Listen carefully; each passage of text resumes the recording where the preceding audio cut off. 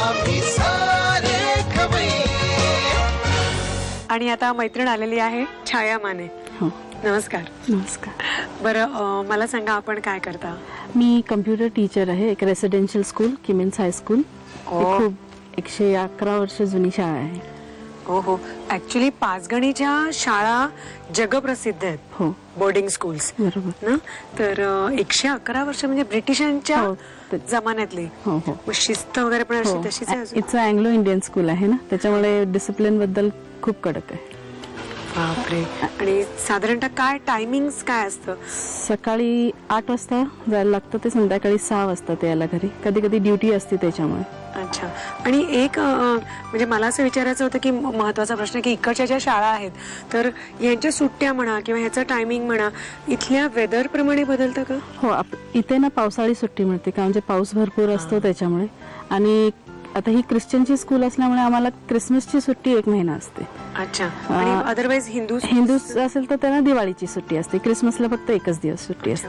पण पावसाळ्यात कारण अक्षरशः धुवाधार पाऊस पडतो इथे. भरपूर भीतीदायक पाऊस पडतो ना, की तुम्ही असं तुम्हाला वाटेल की आपण महाबळेश्वरला पावसात भटकायला वगैरे जाऊ, पण असं नाही होत युजली. कारण खूप जोराचा पाऊस असतो. जसं माथेरानला वगैरे तुम्ही भटकू शकता पावसात, तसं महाबळेश्वरला इतक्या आरामात नाही भिजतायत. तर ती कधी जर तुम्ही प्लॅन केलं की आपण पावसाळ्यात जाऊ तर हे नक्की लक्षात ठेवा की तयारीने या संपूर्ण. तर पावसाळी सुट्टी असते. आणि मग बाकी तुम्ही मूळच्या कुठच्या आहात? मी बेळगावचे आहे, बॉर्न बॉटम. लग्न झालं 11 वर्ष झाली. मिस्टर इकडचे आहेत. मिस्टर पण इथे बोर्डिंग स्कूलमध्ये आहेत. ते पण एक जुनी शाळा 108 वर्ष जुनी सेंट पीटर्स बॉय स्कूल आहे. आणि मी जिथे आहे ती गर्ल्स स्कूल आहे. म्हणजे अगदी व्यवस्थित असं रिप्रेझेंट करताय दोघं. पण मग तुमच्याकडे गप्पा मारायला असंख्य किस्से असतील ना, कारण बॉय स्कूल्स आणि गर्ल्स स्कूल हे आम्ही फक्त हिंदी सिनेमात बघितलेलं आहे. कारण आपल्याला कोएड मध्ये आपण शिकतो एवढी मुंबई पुण्यासारख्या शहरांमध्ये इतक्या नसतात. असतात तशाही शाळा पण खूप नसतात, कमी असतात. युजली कोएड असतात, ठराविक शाळाच अशा असतात. आणि मग तुमच्याकडे असे भरपूर काय काय किस्से असतील ना, रोज एक नवीन कहाणी ना. खूप डिफिकल्ट पडतं का? हो, गर्ल्स मध्ये फार डिफिकल्ट असतं. तसंच बॉईज मध्ये पण कसं, बॉईज फक्त ॲरोगंट असतात पण कंट्रोल मध्ये येतात, पण गर्ल्स नाही तेवढे. नाही ना. मला उलट असं वाटतं की कोएड शिक्षण हे जास्ती हेल्दी आहे. हो ना.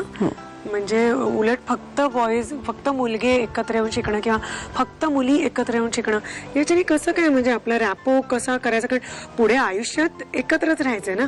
ऑफिसमध्ये गेलं काय किंवा तुमचा लाईफ पार्टनर जो असेल तो काय किंवा त्याची माणसं असतील, एकत्र राहायचंय म्हटल्यानंतर खरं मिक्स व्हायला पाहिजे. कोएड पाहिजे. पण कसं होतं, बरेचसे पॅरेंट्स आपल्याकडे येतात ते सुरत ह्या साईडचे, त्यांना मिक्सअप मुलांबरोबर नको असतं. ओनली ऑर्थोडॉक्स त्याच्यामुळे. So they prefer girls school. Okay. पण पुढे जाऊन होतं त्यांचं कॉलेज. बरोबर, ते होतं. थोडे डिफिकल्टीज येतात पण ठीक आहे, दे सर्वाइव्ह. या. सो आणि तुमचे सब्जेक्ट्स काय? कम्प्युटर. मी कम्प्युटर शिकवते. ग्रेट.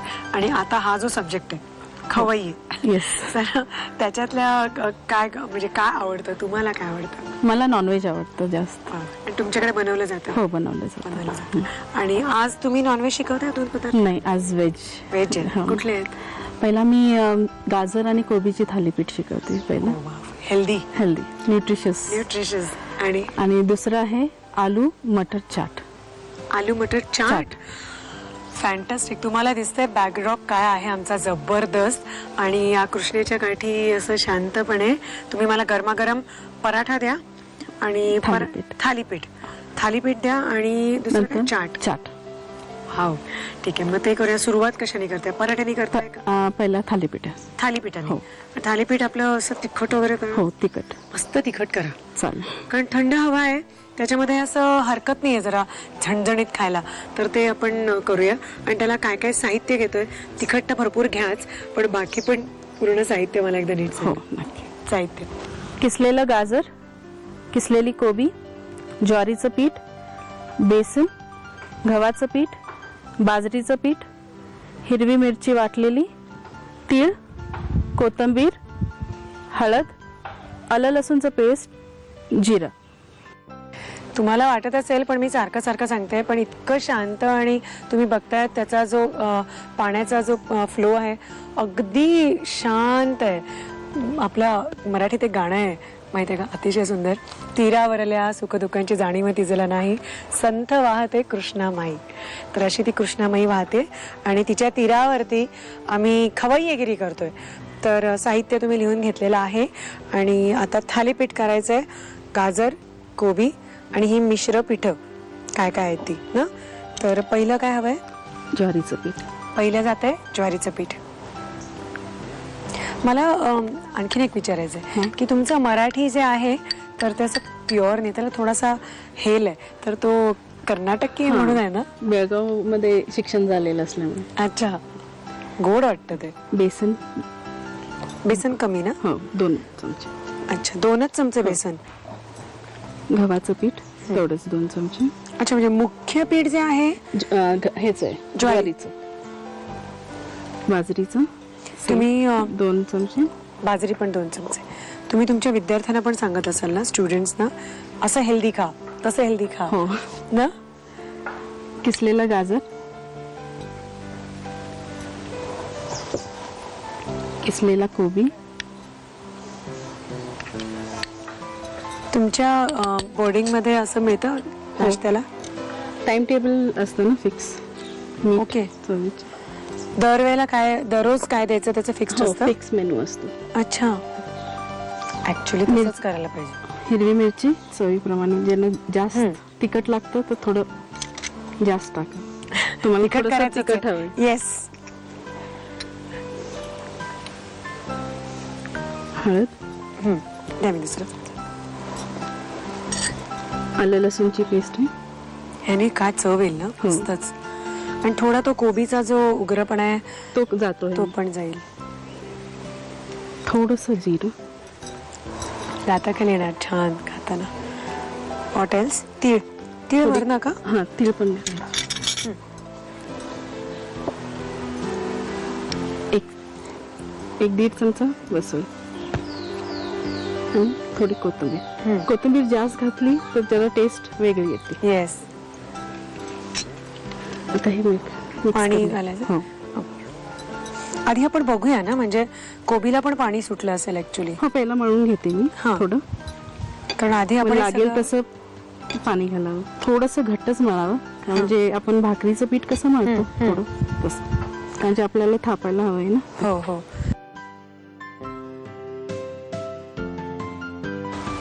थोडस आणि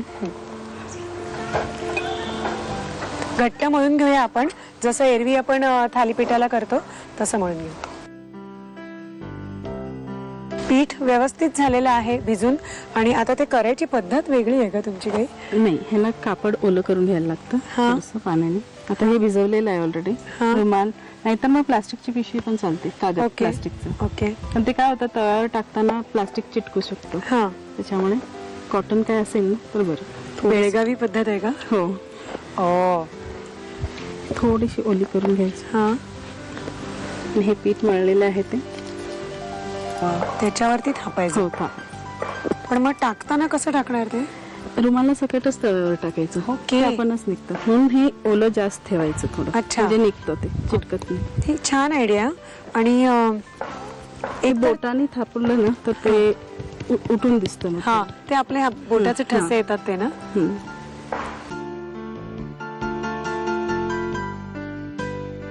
थोडस जाडसर ठेवायचं, म्हणजे ते खरपूस भाजून पण येतं. एकदम पातळ असेल ना तर कधी कधी चिकटतं मग. ओके. रुमालाला मग ते पूर्णपणे तळावर येत नाही. ओके. आणि हे मला एक आवडलं की तुम्ही पाण्याचा सतत हात घेतल्यामुळे ते असं अति कडक पण नाही होणार, खुसखुशीत होईल. हो ना. आणि तेल पण कमी लागतं. हो, महत्वाचं. आपल्याला जरा मुलांना, तुमच्या मुलींना ठीक आहे बोर्डिंग मधल्या, आपल्याला जरा असा विचार करायला लागेल ना. असं वाटत नाही ना. खायचं महाबळेश्वरला कसं काय विचार करणार, तेल नाही खायचं आणि तूप नाही खायचं आणि गोड नाही खायचं, इम्पॉसिबल आहे. आपण बिंदास खायचं आणि भरपूर चालायचं. महाबळेश्वरमध्ये तुम्ही उदंड चालू शकता, त्याच्यामुळे चिक्कार चालायचं, तर हापसायला हरकत नाही ना. ओके. आता हे तव्यावरती आपण टाकूया आणि कसं टाकताय ते पण बघूया, त्याची तयारी करू. थालीपीठ तयार झालेलं आहे, तवाही तापलेला आहे. आता मला बघायचं आहे की त्या कशा घालतायत. तर काय करायचं आहे? हे थोडंसं तेल सोडायचं.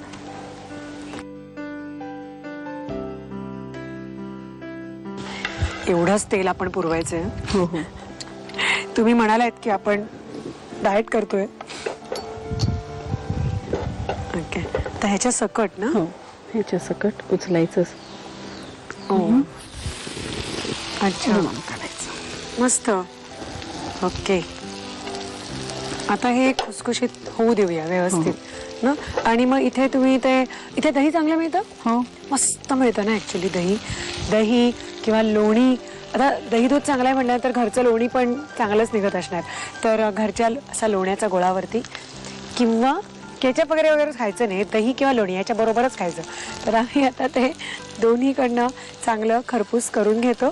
आणि तोपर्यंत आम्ही भाज्या काय घेतल्या होत्या त्याच्यामध्ये आम्ही काय मिक्स केलं होतं. पिठं आपली वेगळी आहेत. हो, गाजर आणि कोबी घेतलेलं. त्याच्यात तुम्ही आणि अल्टरेशन्स करू शकता, मुळा घालू शकता हवं तर. म्हणजे जे व्हेजिटेबल्स तुम्हाला म्हणजे समजा मुलं खात नसतील डायरेक्टली, त्याच्यात मिक्स करून घालायचे. आणि इथे ते वेण्णा लेकच्या जवळ किंवा मार्केटमध्ये ती छोटी गाजरं अमेझिंग मिळतात. हो.